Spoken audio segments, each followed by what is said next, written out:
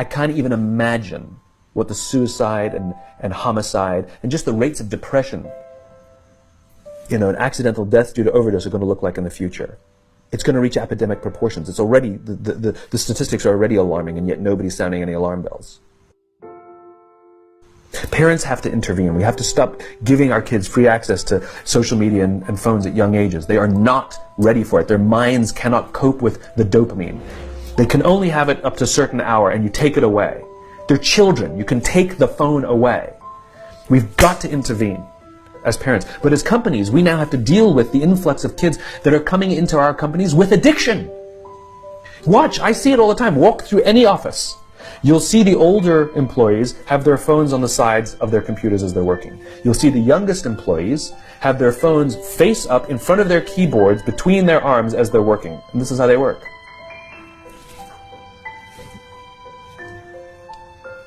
And the science is alarming. They did experiments on mice where they did the multitasking. They put flashing lights to mimic going from the computer to the cell phone, the computer to the cell phone to the TV. The mice that were exposed to the changing lights, it took them 3 times longer to solve a maze than the mice that weren't, and the damage was permanent. There is a subconscious reaction to these devices when we use them, okay? What if I were to hold my phone while I'm talking to you? I'm not checking it, it's not buzzing, it's not beeping, I'm not even nothing, I'm just holding it. Do you feel at this moment that you are the most important thing to me right now? No, you do not. Because there is a subconscious reaction we have to the device. When it is out, it makes the people around us feel that they are less important. So when we're walking down the halls in our offices and somebody says, hey boss, can I ask you a question? You go, sure, what's on your mind? We've just told them they're not that important. Or we can go, sure, what's on your mind? And if you don't have a pocket, find a shelf, put it on the shelf, come back and say, sure, what's on your mind?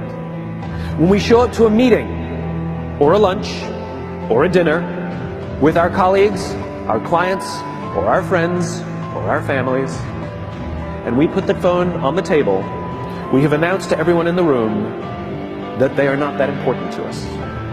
And by the way, putting the phone upside down is not more polite.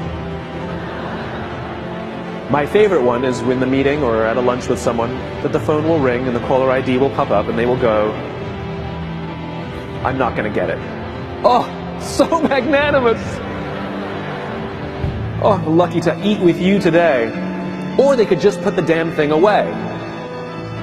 You can tell how addicted we are.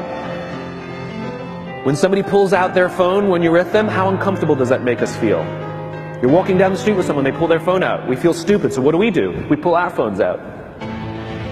We're so addicted. Somebody goes to the bathroom when we're at dinner, and what do we have to sit there by ourselves? God forbid we should look around the room for 5 minutes. We pull our phones out. Meetings, awful. What do we do when a meeting happens, right? Everybody's sitting waiting for the meeting to start. Bob's running a few minutes late. Bob's here? Okay, start the meeting. Do you know when relationships are built? All that in between time.